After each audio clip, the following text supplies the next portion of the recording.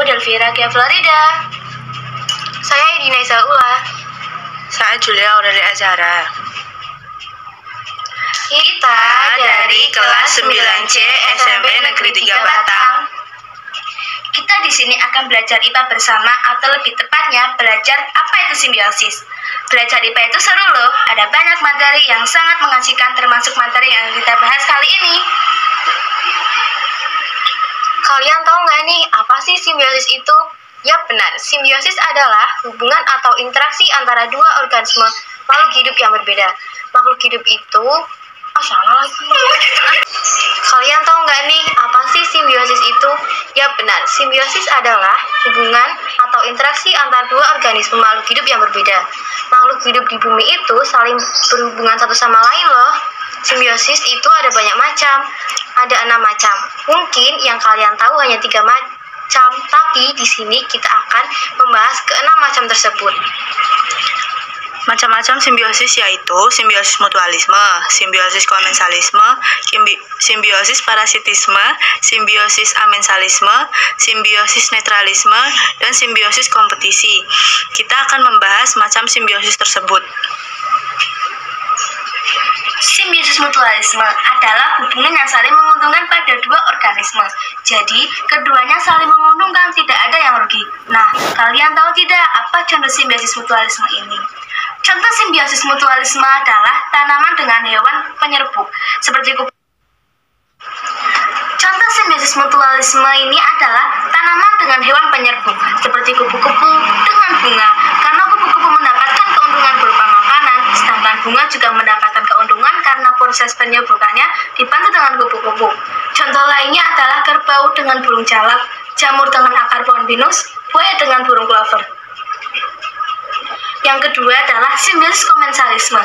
Simbiosis komensalisme adalah hubungan timbal balik antar dua makhluk hidup yang menguntungkan satu pihak dan pihak yang lainnya tidak dirugikan maupun tidak diuntungkan. Contohnya adalah ikan remora dengan ikan hiu, tanaman anggrek dengan pohon mangga. Yang ketiga, simbiosis parasitisme. Simbiosis parasitisme adalah kondisi ketergantungan yang terjadi ketika pihak yang satu mendapatkan keuntungan, namun merugikan pihak lainnya.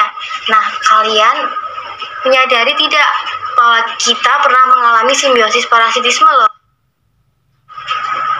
Kalian pernah kan tergigit nyamuk?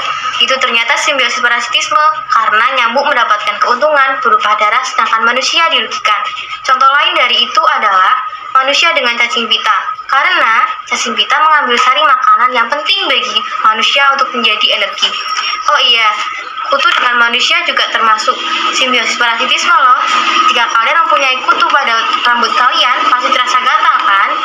Hal ini terjadi karena kutu mendapatkan keuntungan berupa makanan dan tempat tinggal, sementara manusia mengalami kerugian dari adanya kutu dan dapat menyebabkan rasa gatal.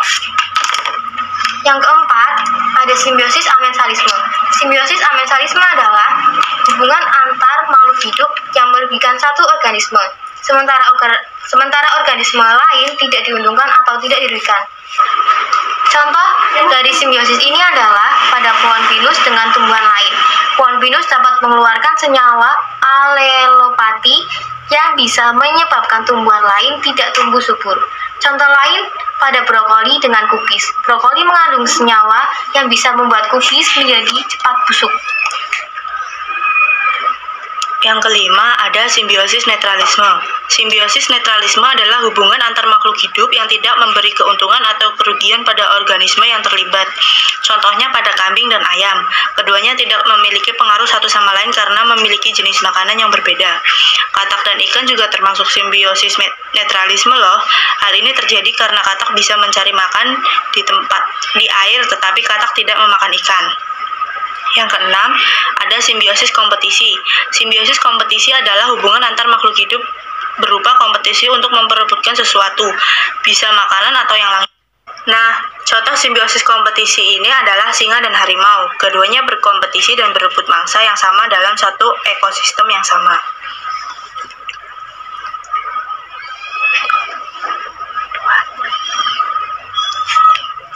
Baik, di atas kita sudah membahas ke-6 simbiosis tersebut. Mengasihkan bukan? Simbiosis yang telah kita bahas dapat kita amati di lingkungan sekitar kita. Contohnya saja simbiosis komensalisme, yaitu tanaman anggrek dan pohon mangga. Dan banyak lagi. Jika kita amati lebih dalam tentang lingkungan kita, hampir semua yang berhubungan dengan IPA ada di lingkungan sekitar kita. Jadi kesimpulannya adalah simbiosis yang kita kenal hanya 3, padahal ada 6 simbiosis, yaitu simbiosis mutualisme, simbiosis komensalisme, simbiosis parasitisme, simbiosis amensalisme. Jadi kesimpulannya adalah simbiosis yang kita kenal hanya 3, padahal ada 6 simbiosis, yaitu simbiosis mutualisme, simbiosis komensalisme, simbiosis parasitisme, simbiosis amensalisme, simbiosis netralisme, dan simbiosis kompetisi. Keenam simbiosis itu telah kita bahas di atas dari mulai pengertian dan contohnya.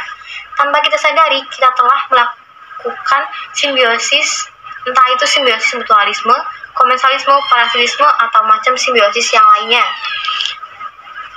Belajar IPA itu mengasihkan. Sekian dari kita ya, semoga membantu kalian semua.